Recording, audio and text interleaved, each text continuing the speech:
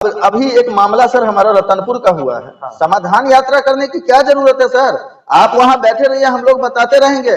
जनता की सीधी सीधी है और सच को प्रमाण की जरूरत नहीं होती है। सब कुछ हुआ खत्म हो गया, लेकिन आए दिन हमारे जो इस रोड है, हमारा जो मेन रोड है, अब उसके बारे में क्या बताएंगे? आए दिन कभी न कभी कुछ न कुछ ऐसी घटना हो ही जाती है। मैं वही चीज कह रहा हूँ, मैं आपके चैनल पे इसीलिए आया हूँ कि आपसे लोकल लोग जुड़े हैं और ये लोकल लोग मेरी बातों को समझेंगे।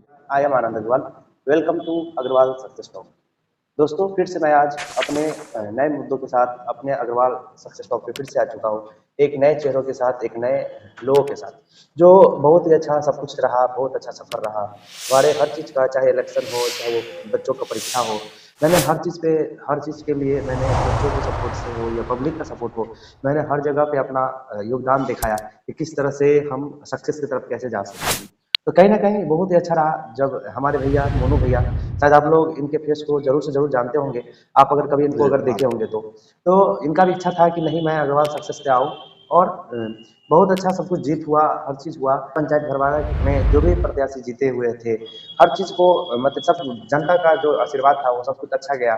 और कहीं ना कहीं इनके विचार में भी बहुत सारा ऐसा चीज़ चला क्योंकि नहीं भैया मुझे जोड़ो, अब किस तरह से अब आगे सफलता की बात किया जाए। तो सबसे पहले जब अगर हम जुड़े हुए हैं भरवाड़ा नगर पंचायत में, अगर इन्हें इस वीडियो को अगर आप सुन रहे हैं तो कहीं ना कहीं आपके लिए बहुत ही बेहतरीन और बहुत ही अच्छा ये वीडियो है जो आज हम लोग ने इसको शूट किया है। मनु भी आप अपने बारे में बताएंगे हमारे जी नमस्कार, प्रणाम। और सबसे पहले नगर पंचायत भरवाड़ा जब से हुआ है बहुत लोग खुश हैं, बहुत लोग खुश रहना भी चाहिए क्योंकि हमारी तरक्की हुई है। और जितने भी जीते हुए कैंडिडेट हैं उनको मेरी तरफ से ढेर सारी शुभकामनाएं। और जो हारे हुए कैंडिडेट हैं वो किसी दुर्भाग्यपूर्ण अगर हार गए हैं तो अपने आप को मतलब जीतता और हारता वही है जो मैदान जंग में रहता है, तो वो भी अपने आप को अगले बार के लिए तैयार करे, क्या कमी रह गई उसको दूर करने के लिए। और जहां तक नगर पंचायत की बात है तो आपने बड़ा अच्छा कहा है और मैं आपके चैनल को देखता भी हूँ जी, तो मुझे अच्छा लगता है कि कोई समाज का लड़का आगे चल के किसी समाज के हित की बात के लिए काम कर रहा है। और ऐसे लोगों से हम काफी प्रेरित होते हैं और उनसे जुड़ने का भी प्रयास करते हैं। हमारा प्रयास रहता है कि हम बदलेंगे तभी समाज बदलेगा और जब समाज बदलेगा ना तो ही देश बदलेगा। अब देखिए जो समाज बदलेगा कैसे, तो सबसे पहले समाज को बदलने के लिए जो है ना उनको शिक्षा चाहिए जी। और शिक्षा और स्वास्थ्य जीवन में एक ऐसा संबंध है इन दोनों का जिंदगी से, जो अगर ये दोनों ना होना तो फिर जीवन नहीं रहता जी। हमारे नगर पंचायत आज हुआ है, आज से पहले पूर्व में भी ये भरभरा था और काफी मार्केट के मामले में तो हमको लगता है कि 8-10 गांव इससे मैनेज होता है जी। ठीक है, तो एक तरह से शहर ही था हमारा, लेकिन आज तक हमारा दुर्भाग्य रहा कि एक हॉस्पिटल नहीं मिल पाया इस भरवाड़ा वाले को। आज के डेट में आप देखते होंगे कि मतलब 100 में 40%, 45, 50, 55 तक परसेंटेज केस जो है ना रास्ते में डैमेज हो जाते हैं। कारण क्या होता है कि हमें सही डॉक्टर सही उपचार के लिए भागना पड़ता है। सिंहवाड़ा में है तो सिंहवाड़ा में उतनी अच्छी कंडीशन से हो नहीं पाती इलाज।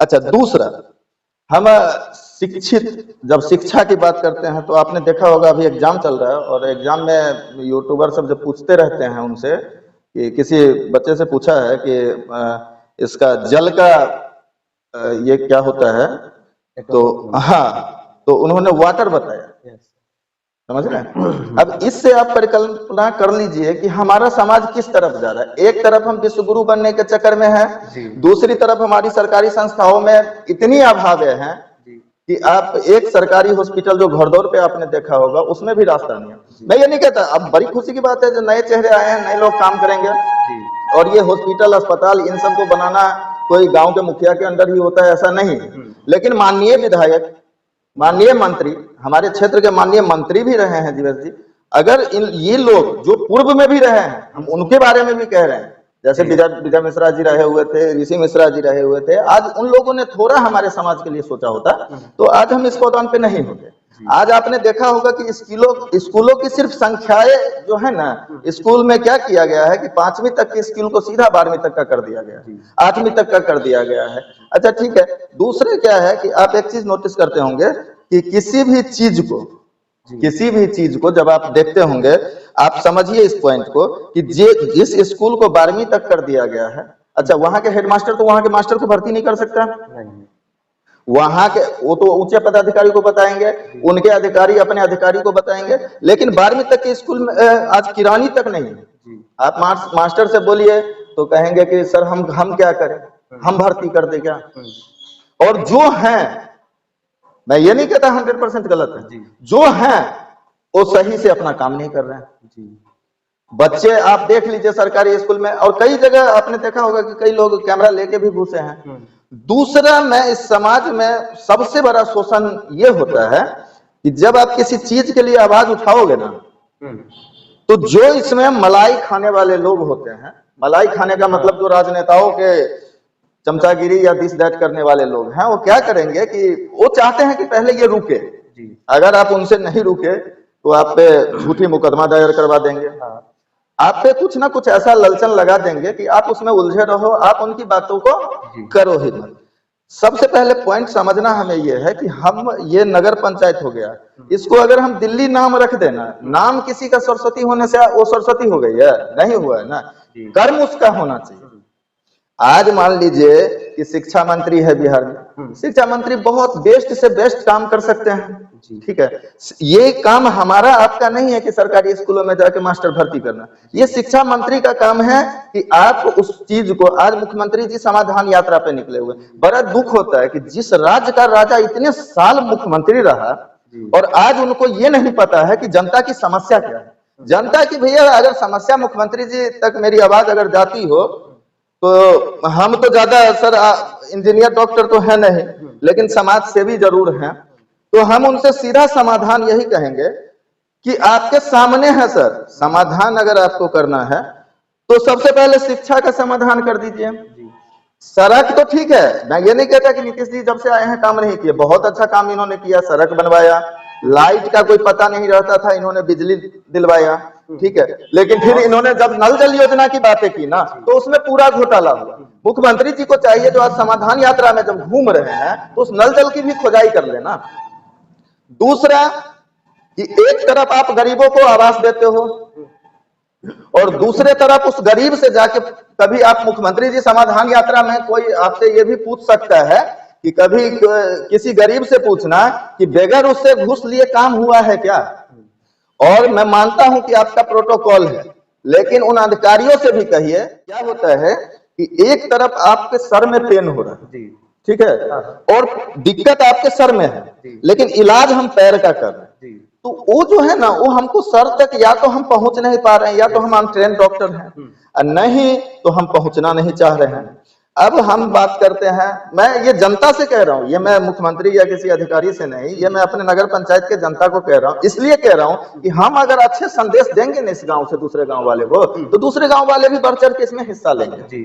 आप कोई अच्छा काम करोगे तो रुकावटें बहुत होती है, आप पे हंसी मजाक बहुत होगा, आप जब कुछ किए होंगे ना तो लोग समझे होंगे अरे यार इतने बड़े बड़े चैनल चलते हैं, उसके सामने इसका चैनल क्या चलेगा, ये क्या चलेगा। लेकिन विचारों को जब लोग समझते हैं ना, एक तरफ हम हमारे गांव ये इस भरवारा की हम बात कर रहे हैं, एक तरफ डिग्गी पोखर को हम बिल्कुल अपना धरोहर मानते हैं, हर भरवारा वाला कहता है कि हमारा धरोहर है, और मानना भी चाहिए। पूर्व में उसका पानी इतना साफ था कि लोगों ने अभी तक, मतलब जो अभी हैं, ये नहीं है कि उनकी पीढ़ी खत्म हो गई, उन्होंने उस पानी को पिया है, और जिन लोगों तक मेरी आवाज जाती है वो जानते हैं इस बात को। लेकिन उसमें सारा बाजार और गली और नाले और लैट्रिन और बाथरूम, सारे नाले उसमें डाल दिए गए हैं। कैसे भैया साफ कर लोगे? एक तरफ आप स्वच्छता की बात करते हो, एक तरफ आप कहते हो कि भैया हम मोदी जी के रास्ते पे चलेंगे, हम देश को विश्व गुरु बनाने के रास्ते पे चलेंगे, हम कूड़ा नहीं फेंकेंगे। दूसरे तरफ शौचालय का तो सबको मिला था ना, आज समाधान यात्रा करना है तो नीतीश कुमार जी इसका समाधान कर ले कि भैया क्यों आज के डेट में भी खुले मैदान में शौच करने को मजबूर हैं, और इसमें महिला से लेकर जेंट्स तक होते हैं। क्या ऐसी समस्या, क्या उसके शौचालय का पैसे उसके घर तक नहीं पहुंच पाया, या उस पैसे को रास्ते में ही गबन कर दिया गया? अगर समाधान करना है तो इन बातों का कर दीजिए, अगर समाधान करना है तो इन बातों का कर दीजिए कि भैया कितने को रियल में मिलना चाहिए आवास।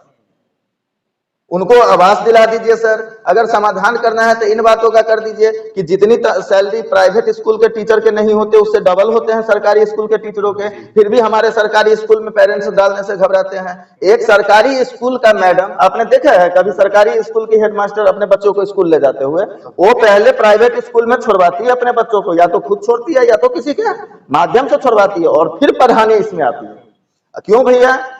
क्या आप इस समाधान करना है तो आप इन नीतियों पे करिए ना। समाधान करना है तो घर दौर पे आपने हॉस्पिटल तो दे दिया सर, एक अच्छा डॉक्टर भी दे दीजिए। आज रतनपुर में परसों ही घटना घटा है ना, कल या परसों मुझे सुनने में आया रतनपुर में घटना घटा है, जिसमें क्या हो रहा है कि ये एक बचा हुआ था और वो हॉस्पिटल जाते टाइम खत्म हो गया है। अगर हमारे पास अच्छी सुविधाएं होती तो हम कुछ ना कुछ, अब बचाना तो हमारे हाथ में नहीं है, लेकिन हमारे पास नहीं था ना सुविधाएं। ये समाधान करना है तो इनका कर दीजिए। तो ये सब देखिए, अगर हम सच पे नहीं आएंगे, जब तक हम सच पे नहीं आएंगे, जब तक हम कबूल नहीं करेंगे। अब क्या है कि हम बड़े आसानी से किसी के ऊपर उंगली उठा देते हैं कि तुम गलत हो, ठीक है वो गलत है, लेकिन उसके साथ हम भी तो देखेंगे। आज क्या होता है कि आज इस गांव में कोई दुर्दशा होता है ना, तो लोग कहना चाहते हैं, चालू करते हैं, मंत्री ने ये नहीं किया, मंत्री ने वो नहीं करवाया, मंत्री ने ये नहीं सुना, मंत्री। अरे भैया, ये मंत्री चुना कौन? पहला सवाल तो यही उठता है ना कि चुने तो आप ही ना। आप जब ये चुनोगे, करप्ट आप चुनोगे, मैं ये नहीं कहता करप्ट मंत्री है या कुछ भी है, लेकिन आप अपना वोट उसको दो। आप भक्त किसी का मत बनो। भक्त इस बनना है तो इस देश का बनो, भक्त बनना है तो इस ग्राम का बनो, नगर पंचायत भरवारा का बनो। भक्त बनना है तो अपने जिला का भक्त बनो, अपने धरती का भक्त बनो। और अगर आपको असली भक्त बनना है तो सच का भक्त बनो, आपका कल्याण हो जाएगा। बहुत अच्छा भैया, आपने बहुत ही अच्छे से सब कुछ को समझाया है। और कहीं ना कहीं मुझे भी मैं जानता हूँ, मैं यहाँ रहता हूँ और देखता हूँ कि सब कुछ में उलट पुलट है। हमारा जिंदगी है ना सर, सब आजकल ना सर किसी से कोई मतलब नहीं लेना चाहता, कहता है जैसे चल रहा भैया वैसे ही चलने दो, मुझे इससे क्या लेना देना। लेकिन अभी का जो समय चल रहा है ना, अपने भविष्य के बारे में लोग आप बड़ा अच्छा एक पे रोकेंगे इस पे। जी जी, आप कह रहे हैं कि लोग सीरियस नहीं लेते, ठीक है, सिर्फ जैसा अपने चल बारे रहा है में वैसा लोग- चलने दो। अपने बारे में लोग ज्यादा सोचते हैं ना। उनकी समस्या क्या है सुनिए। जी चक्कर क्या है कि लोग कहते, देखिए समझाना जो है ना वो हमें ही है, और उजाला जो होता है ना, दीपक जो होता है ना, वो जितना जलता है ना उतना ही ज्वलित होता है, प्रकाश उतना ही देता है, ठीक है। तो हमें उन अंधभक्तों के पास नहीं जाना है। मैं अंधभक्त का मतलब ये मत समझ लेना दोस्त कि किसी पार्टी का अंधभक्त कहते हैं, जो अपने फायदे के लिए नाले ना बनने देता हो। आप हमको सिंपल सा बात बताइए कि चलिए आपके पास शौचालय है, अब फिर भी आप खुले में शौच कर रहे हो, तो उस खुले में कौन जा रहा है? हम आप जा रहे हैं, या नीतीश जी आ रहे हैं, या तेजस्वी भैया आ रहे हैं, या आपका दरोगा जी आ रहे हैं, एसडीएम जी आ रहे हैं, डीएम जी आ रहे हैं, कौन आ रहा है? हमारा भूमि है, हमें स्वच्छ रखना है। जिस तरह हम कहते हैं कि ये प्लॉट हमारा है, आजकल देखिएगा कि प्लॉट हड़पने का बड़ा चला हुआ है, एक मिशन चला हुआ है। चक्कर क्या है कि जब भी आप करप्ट बनिएगा ना तो आप इस ओर भागिएगा, करप्शन का आप साथ दीजिएगा, आप भागिएगा। आप देखते होंगे कि कागज किसी के नाम पे है, लूट कोई रहा है, खसूट कोई कर रहा है। आपकी बातों को, आपकी बात एक दिन लोग नहीं सुनेंगे, 2 दिन नहीं सुनेंगे, तीसरे दिन सुनेंगे। भगत सिंह की बातें ऐसा नहीं है कि वो आया और सीधा फांसी पे चढ़ गया।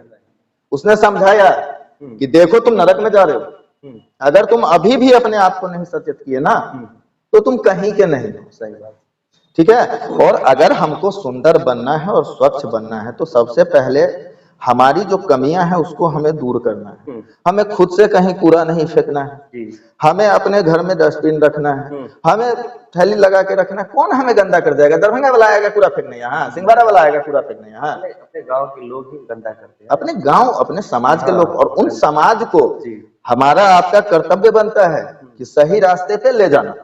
हम अगर आपको कह रहे हैं कि भैया यहाँ गंदगी मत फैलाओ तो कौन सा गलत जुल्म कर रहे हैं? हम आपको कह रहे हैं कि भैया किसी एरिया में कोचिंग चल रहा है वहां लफंगिरी मत फैलाओ, कौन सा जुल्म कर रहे हैं? हम आपको कह रहे हैं भैया हमारे एरिया में 12वीं तक का स्कूल तो आपने दे दिया, बहुत अच्छा काम किया आपने, जो 12वीं तक के बच्चों को नीतीश कुमार जी जो सम्मानजनक काम किया उनका हम करते हैं तारीफ। जो 12वीं तक के बच्चे अब इसमें पढ़ लेंगे जिनको इच्छा होगी। लेकिन भैया 12वीं तक के बच्चे तो तभी पढ़ेंगे जब 12वीं तक के सिस्टम होगा उसके पास।